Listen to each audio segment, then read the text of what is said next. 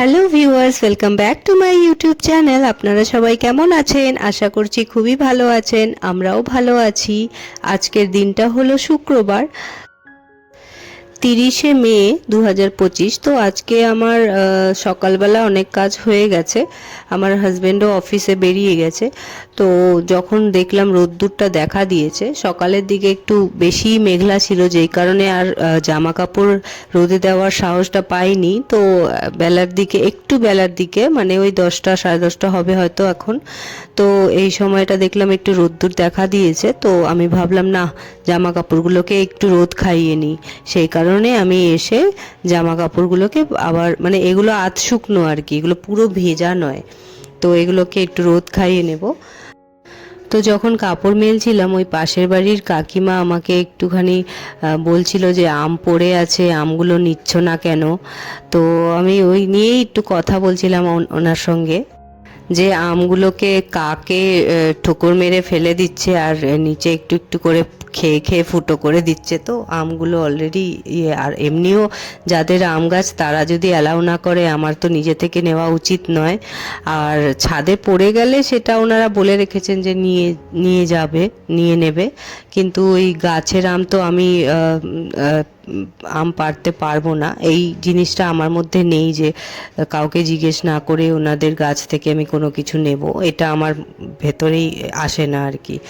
আর এমনিও আমার রোজই আম খাওয়া হচ্ছে। তো এই কারণেই আমি অত বেশি আমের প্রতি মানে গাছের আমের প্রতি অতটা আমার ক্রেজ যাচ্ছে না।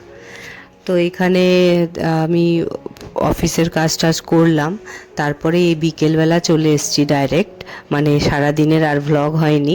তো বিকেলবেলা আমি চা করছি যখন, তখন চলে এসেছি। তো আপনারা দেখতেই পারছেন যে কীরকমভাবে মেয়ে আমার পাশে এসে এরকম পায়ে পায়ে ঘুরে বেড়ায়, কাঁদে কোলে নাও এইসব বায়না করতে থাকে। তো ওইভাবেই ওকে সামাল দিয়েছি, একটা বিস্কিট হাতে দিয়েছি। ও খেতে খেতে আবার আমার পেছন পেছন চলে এসছে। তো এই করছে। তো এই টি ব্রেকটাকে আমি সত্যি কথা বলতে শুধু চা খেয়ে কাটাই না, আমার কয়েকটা ছোট ছোট কাজকর্ম থাকে, সেগুলোকেও সেরে নিই। তো মোটামুটি আধ ঘন্টা থেকে 40 মিনিটের একটা ব্রেক নিই আমি বিকেলবেলাটা, আর দুপুরবেলা লাঞ্চ ব্রেকটা নিই। তো এই সময়টা আমি ব্রেক বলতে ওই শুয়ে বসে কাটাই তেমন নয়, মানে আমি ঘরেরই কোনো না কোনো কাজ করে নিই। কারণ আমি জানি এই কাজগুলো আমি যখন জয়তিদি বেরিয়ে যাবে আমি করতে পারবো না ফ্রিলিভাবে, কারণ মেয়েকে তখন সামলাতে হয় টানা আমাকে। তো সেই কারণে আমি চেষ্টা করি যে এই ছোট্ট ছোট্ট কাজগুলোকে ফেলে না রাখার। আর যখনই ব্রেক টাইমটা আসে, যখনই একটুখানি জেরানোর সময় পাই, তখন আমি ঘরেরই কাজ করি। তো এটা একরকম আমার বলতে গেলে রিলিফই দেয় আমাকে, কারণ কি কাজটা হয়ে গেছে, এই একটা শান্তি, আর কিছুই নয়। তো যাই হোক, কাপড় জামা আমার ভাঁজ করা হয়ে গেছে। এগুলো তো শুকিয়ে গেছিলো, তো শুকিয়ে যাওয়ার পর আমি অনেকক্ষণ আগেই এনে রেখেছিলাম, তো সেটাই এখন ভাঁজ করে নিলাম। আর মেয়েকে একটুখানি আজকে দুধ চিড়ে খাওয়ানো হবে। তো কদিন তো দুধ খাওয়াইনি, কারণ বমি করেছিল, তারপর আমার মনে হচ্ছিল গ্যাস হবে করে, তো দুধের জিনিস খুব একটা খাওয়ানো হয়নি। কিন্তু আজকে ভাবলাম যে না, একটু খাওয়াই, দুধটাও তো প্রয়োজনীয় জিনিস। তো ওই কারণে ওকে একটু দুধ চিড়ে খাওয়াচ্ছি, আর একটু মিশ্রি দিয়েছি এতে। তো এইখানে যে দেখছেন আমি বসে আছি, তো আমি অ্যাকচুয়ালি কি বলুন তো, আমি একটা লিস্ট বানাচ্ছি মাসের মালের। আপনারা তো জানেন আমি মাসের শুরুতেই মাসকাবাড়ির জিনিসপত্র নিয়ে আসা হয়। অ্যাকচুয়ালি যেই দোকান থেকে কেনা হয়, পার্টিকুলার একটা দোকান আছে, ওনারাই এসে দিয়ে যান। আমরা লিস্ট জাস্ট ওনাকে হোয়াটসঅ্যাপ করে দিই, আর ওনারা সেই মতন দিয়ে যান। তো কিছু জিনিস অনলাইনে কেনা হয়, তো সেই লিস্টটা আলাদা লিখতে হয়। ওই জন্য পাশের পেজে ওই লিস্টটা বানাচ্ছিলাম, যেটা অনলাইনে কিনবো, আর যেগুলো নর্মাল দোকান থেকে আনবো সেটা আলাদা একটা পেজে লিখছিলাম। তো এই হলো আমার কাজ।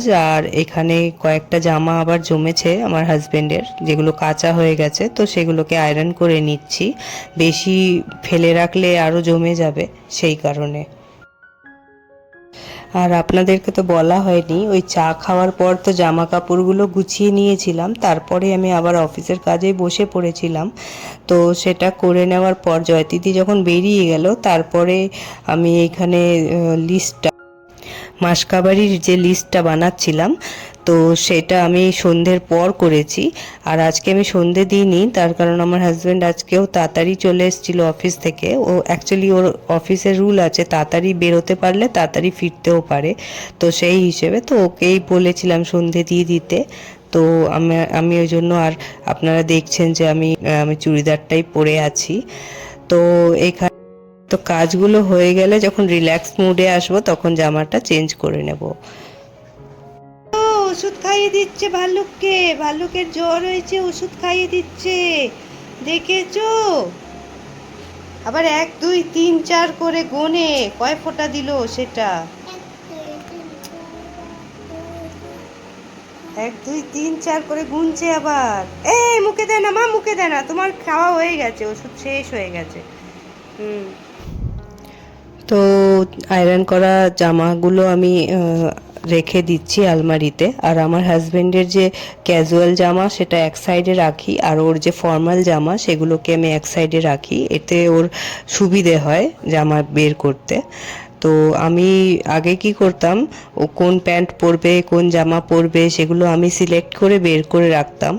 তারপরে না আমার একটু গন্ডগোল হয়ে যেত, ও যেটা চাইতো সেটা হয়তো সেই দিন বের করিনি, এরম হতো। তো তারপর থেকে ও বললো যে তুমি গুছিয়ে রাখলে আমি নিজেই পারবো।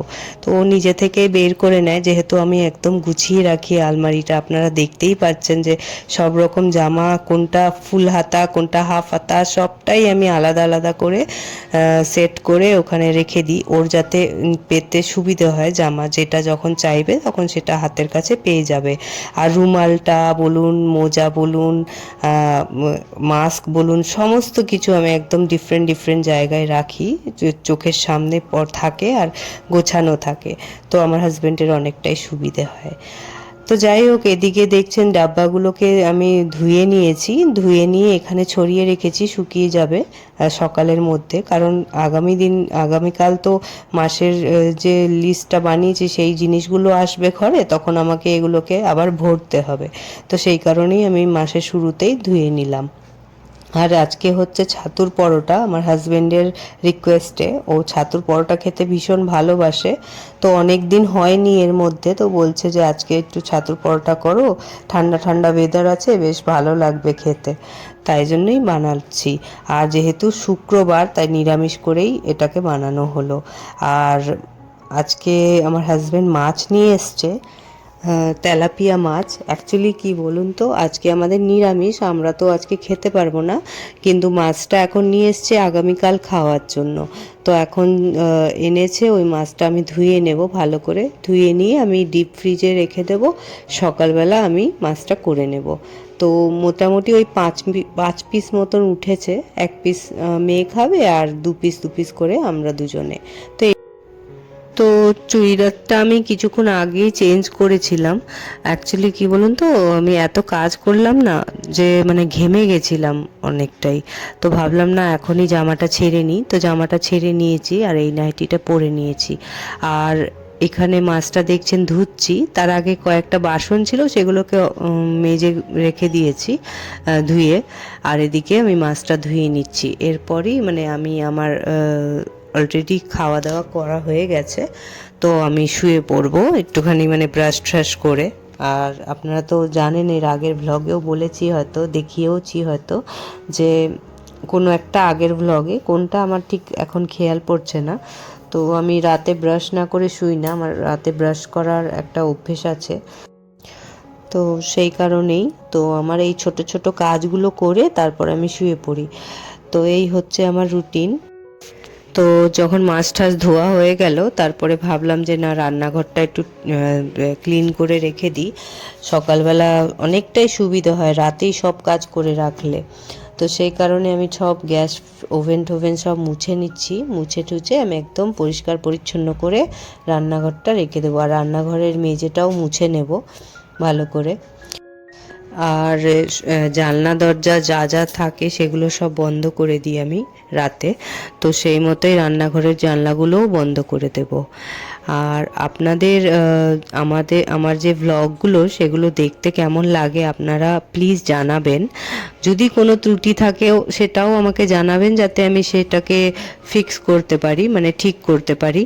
আর যদি ভালো লেগে থাকে সেটাও জানাবেন, লাইক করে দেবেন আমার ভিডিওটা। আর দেখছেন আমি ব্রাশ করে নিচ্ছি, তো এরপর আমি শুয়ে পড়বো। সেই কারণে মেয়ে অলরেডি ঘুমিয়ে পড়েছে, মেয়েকে ঘুম পাড়িয়ে দিয়েই আমরা খাওয়া দাওয়া করেছি। তো যাই হোক, আবার দেখা হবে নেক্সট ব্লগে। ভালো থাকবেন।